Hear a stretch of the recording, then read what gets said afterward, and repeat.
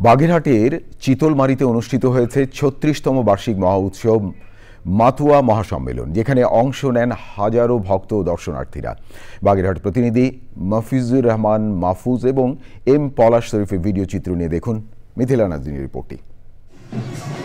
বাগেরহাটের চিতলমারী উপজেলার সদর ইউনিয়নের নবঘাট আরুলিয়া শ্রী শ্রী হরি গুরুচাঁদ সেবাশ্রমে ৩৬তম বার্ষিক মহোৎসব মতুয়া মহাসম্মেলন হয়েছে।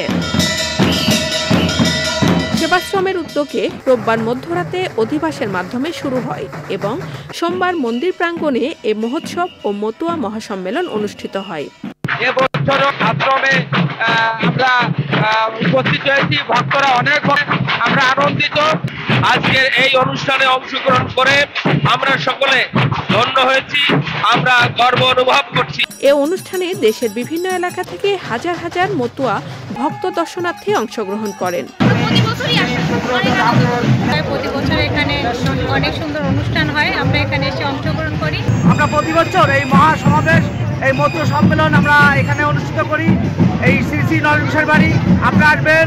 নবঘাট আরুলিয়ায় শ্রী শ্রী হরি গুরুচাঁদ সেবাশ্রমের সেবক শ্রীমত নরেশ গোসাই, বাংলাদেশ মতুয়া মহাসংঘের কার্যকরী সভাপতি ও মহাসচিব সহ সংশ্লিষ্টরা অংশ নেন।